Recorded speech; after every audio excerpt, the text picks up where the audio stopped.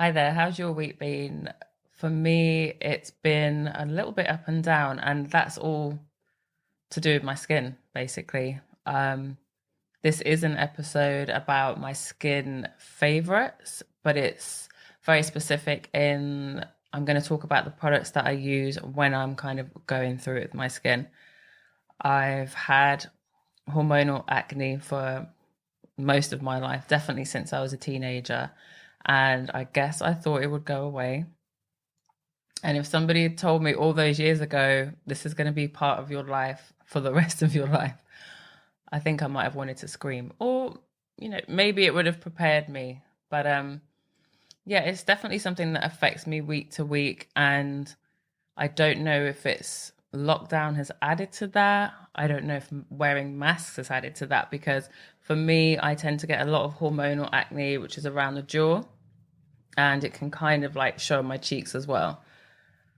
So obviously, if we're wearing masks now, maybe that's adding to it because obviously it's always covering this area. But me personally, because I'm trying to avoid wearing masks, I pretty much won't go anywhere where I have to wear a mask. It's literally maybe the supermarket like once a week for 10 minutes. So yeah, I just wanted to make this about the things that have worked for me when they really work, they really work. But it's also just about how it makes me feel and how it can become. I think I've been reading a lot lately about psychodermatology, and it fascinates me. Jessica DeFino, the beauty journalist, was recently on Naked Beauty Planet, which is like the mother of all beauty podcasts for me. And she talked about it, and it's kind of obvious when you think about it, about how stress affects your skin. I'm just going to kind of go through the products that work for me and talk about how I feel. I remember the first time I went to a doctor to talk about my skin, and I remember the response was very, very flippant.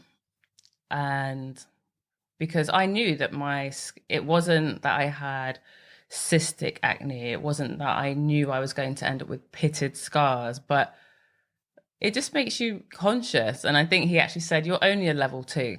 And to me, I didn't know what that was. I know 2 doesn't sound like a very high number. Was that 2 on a scale of 4? I don't know what his scale was, but I instantly had that feeling of don't be silly. You're being fickle, you're being vain.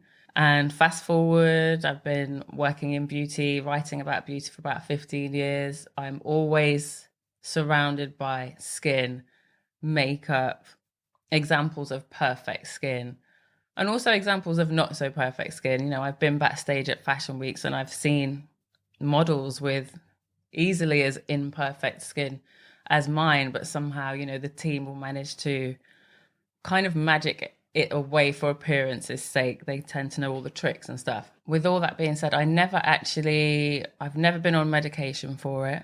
I guess because it's never been that serious. Although to me, it feels very serious, especially right now. I'm going through a bit of a breakout. The closest I got was to go on the pill, and I probably was on the pill for easily half my life, thinking that it would work. And I think it does cause hormonal changes. So I think in the early days, the pill definitely helped clear it up. And I think what the clearing up part allows is it allows you to kind of relax a little bit and maybe get less stressed about your skin. I don't feel that it will clear it up long term, but obviously I need to look at some studies on that. I could be really wrong, but for me, it allows you to kind of gain back some time. And like I said, when you feel good about your skin, it's like everything else is easier. And I think it's because it's just that one thing that you can't hide. You can hide your body to a certain extent, but when it's your face, that's what people see every day. And especially working in the beauty industry, you kind of end up feeling a bit like a fake, even though, as a beauty journalist, am I expected to have great skin? I don't know, but you kind of feel that, or at least like, well, you should know better. You should know how to take care of it. You should know the right people. So where I am today is, as I said at the beginning, like this week's been a bit of a stress. I'm trying to think if it's because there's an additional lockdown going on where I live in Birmingham in the UK. I'm trying to think if it's money worries, because obviously money is a major stressor for many of us, especially when you're self-employed. I am on my period, so obviously that's definitely going to highlight this whole jaw area.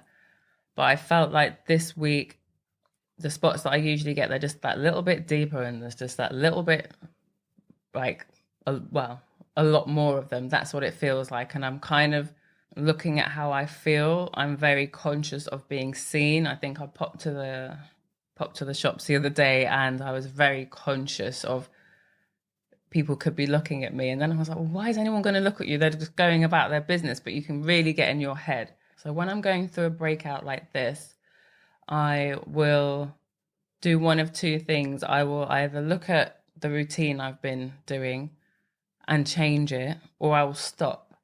I'll just stop completely, especially if I know I don't have to leave the house. I can kind of just let my skin do its own thing, do its worst. And I don't pick. I used to, and I don't know why, but I actually stopped at the beginning of lockdown. And I guess it's because, there was that whole emphasis on don't touch your face, which I feel has died down now. I don't feel like anyone's talking about that. But yeah, I've definitely stopped picking, but it doesn't mean the desire isn't there. So in the meantime, I'm going to share with you like what I'm using right now. And these are products that the main thing they've done for me is reduced redness and reduce irritation and inflammation. And I think it's good to work on that part of the cycle of your skin, because again, when you just let it calm down a little, your skin can kind of go back to doing its original job, which is just keeping you moisturized, really. Full disclaimer before I go into this, I am not saying that you should use these things. I am not saying that if you use these things, you'll get the same effects. I think within the beauty industry or beauty community, the Instagram beauty community, there is a lot of education out there. But even me, in the fact that I've been writing about beauty for 15 years, I would never say I know everything. And I definitely think we've got a culture now of self-made experts. So I'm not saying I'm an expert. I'm saying this is what works for me from time to time. So first of all, I think everything starts with cleansing. And I think when you do have acne, you can go through a phase of thinking like you're not clean enough. And of course, that sends us down the path of buying products that kind of strip our skin. It's like strip it, squeaky clean. There's that saying, which actually is not something you should be going for when it comes to your skin. So the cleanser that I use the most when my skin's going through something is CeraVe's SA Smoothing Cleanser. It's amazing. It is a combination of salicylic acid, that's the SA in the name, hyaluronic acid, which, there's a bit of talk right now that it's actually doesn't do anything, or it only works if you use a hydrating product on top and underneath it. So it's kind of like an extra product that you don't need. But anyway, that's an ingredient in CeraVe's SA Smoothing Cleanser. And it also mentions a blend of 3 essential ceramides. For me, what I like about it is it's a very light, watery gel, and it always leaves my skin feeling really soft and clean. I've never felt any discomfort after using. I think it's like an ultra safe face wash to use when you're going through a breakout. On the packaging, it's described as being for dry, rough, bumpy skin, which actually kind of hurt my feelings, but I get it. And I think the first time I started using it, within about a week, I noticed much softer jawline, like texture around my jawline was so much softer. What I think this cleanser is great for is that part of the cycle of your acne when you kind of feel like you want to pick or you want to itch and you've got a redness, you might have warmth in your face. It's really good at calming that down. What I'll tend to do is use it in rotation with the other super popular CeraVe cleanser, the foaming cleanser, just to give myself a break from the salicylic acid one. If I feel like my skin's going through a good phase, I'll probably stop using it. Another part of cleansing that I'm really into right now is in the evenings, before I use the CeraVe foaming cleanser or the SA smoothing cleanser, is I'll do an oil cleanse.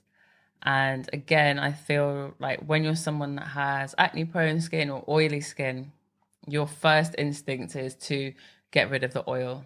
But the minute you do that, when you start stripping your skin is like, oh my God, you need oil. So it starts producing more. So it's counterproductive. And as like attracts like, when you use an oil cleanser, any excess oil should be washed away with what you're using. Lately, in the past, I've really liked kind of like the balmy ones that you rub all over your face and then you wipe off with a cloth. But I actually find when I'm going through something with my skin, I don't want to have too much contact with my skin. And I certainly don't even want to use a muslin cloth.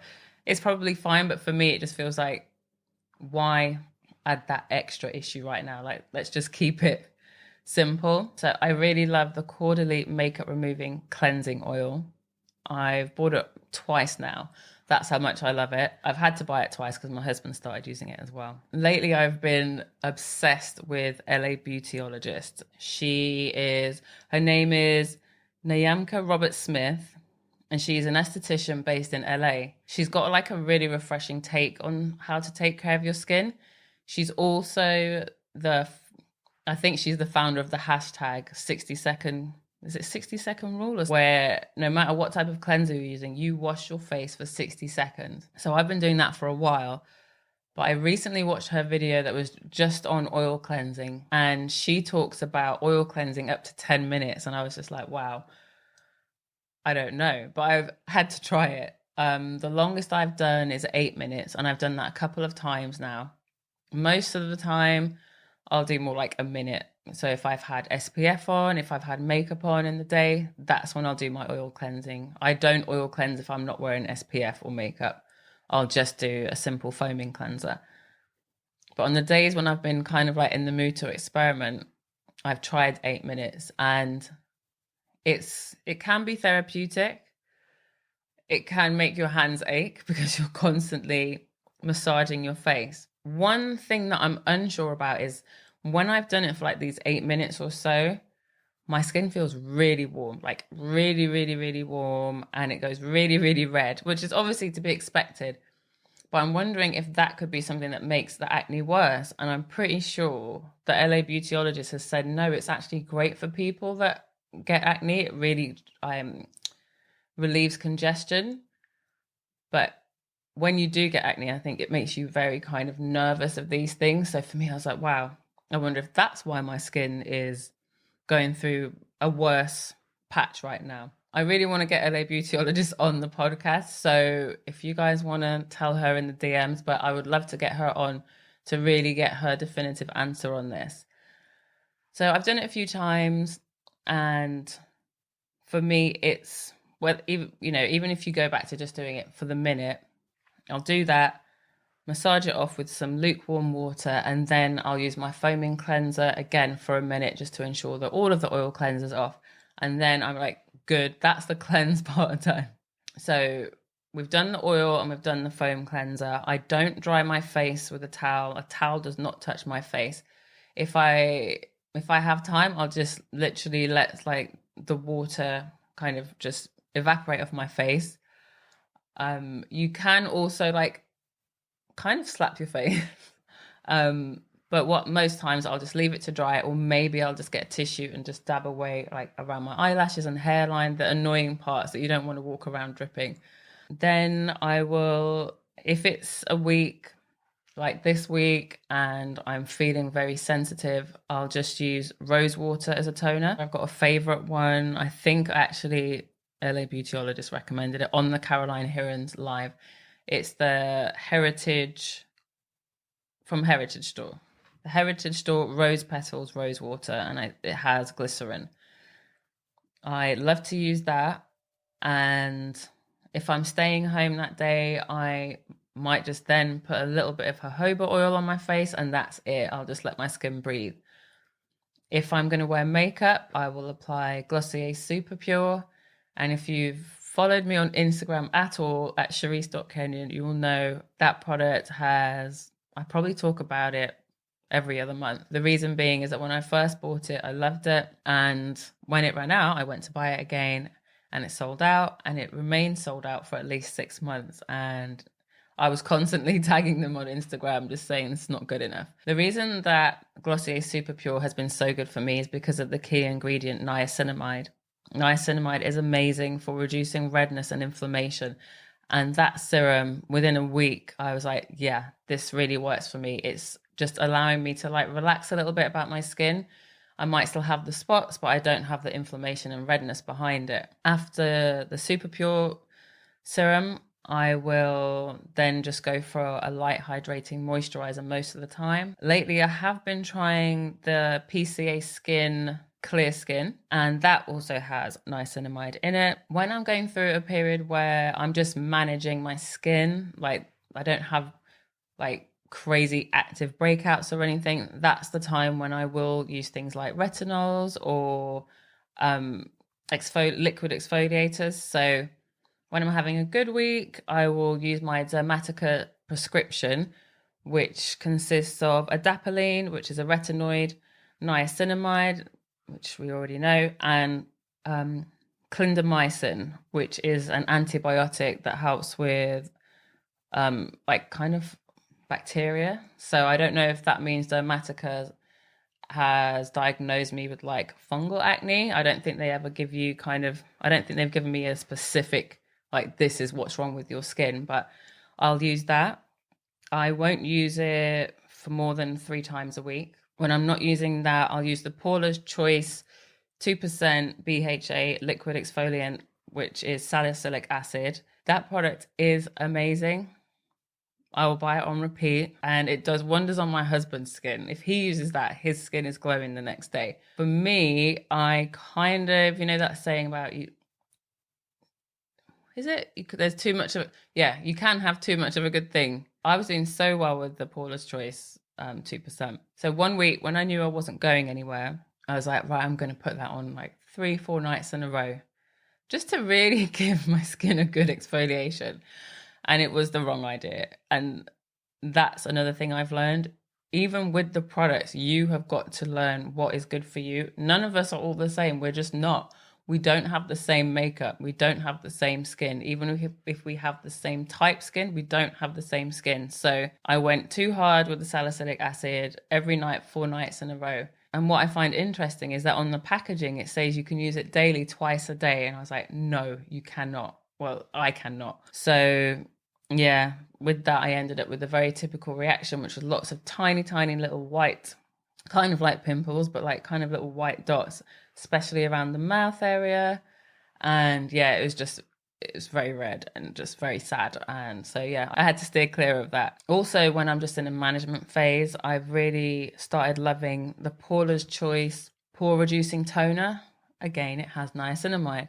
So I find out when I'm using all of these products together, they kind of just help each other. My skin's very hydrated, and yes, there might be the odd bump, but it's much smoother. So that's what I do when I'm trying to like manage my skin. The earlier products were much more about, okay, it's kind of like damage control. How can we wind things back? As I said earlier, I'm not saying that if you use this, it's going to change your skin, change your life. I think the beauty industry is kind of really getting to know that we do want a lot more of an individual approach. And I think that's why products like Dermatica, which is a prescription service, I think I pay £20 a month. More of those services will pop up. I think we're going to see a lot more bespoke skincare in the future. But there's also something to be said for seeing past the marketing. Like, let's keep it 100% real. This is a business. What if we could just stop for a day? It's like, what if we could just stop using things and just let things be? I know that can take a much stronger mindset though. And again, I'll mention Jessica DeFino, the beauty journalist. I think she's the reason why some days I can be very zen about my skin. I can be very like, it could be worse, or I'm good. I am not my skin. And I think you need that balance, because there's also within the industry, well, if you're having a reaction, that means it's working. So you keep going. And that's what I would have done in the past. Well, it has to be working, if it's not red and it's not irritated, it's not doing anything. Alongside all these tools, all these products that I could use, and all these techniques and the gua sha and this and that. I think the most powerful tool is probably my mind. And, you know, your mind is not in the same shape every day. If you're on your period or you're just having like a down moment, your mind can communicate something else to you that you're less than. I heard 80% of our thoughts are negative. So what's the point of spending hundreds of pounds a month or whatever your budget is on skincare? What's the point of spending all of that if your mind isn't your best friend? So I think that's a work in progress. Today I might sound fine about it, but if I'm honest, I was thinking about not adding video to this podcast. I know most of you will be listening to it, but I do often put the podcast up on YouTube. And today I did my makeup. I did a very light makeup because I don't want to cape my skin. But then when I saw the lights and I saw the camera, I was just like, I don't know if I want to do this. But why shouldn't I? So I just want to say thank you so much for listening. You will find all the details of all the products I've mentioned on the show notes. And if you want a really detailed show note, you can go to CharisseKenion.co/podcast and you will see all of my show notes, all the notes that I make when I'm preparing for the podcast. So if you want to dig deeper, feel free. If you want to find me on Instagram, just look for Beauty Me Podcast. Slide into the DMs, let me know what you think, how you feel about your own skin. Did this resonate with you? And yeah, we're all in this together, and I'll see you next time.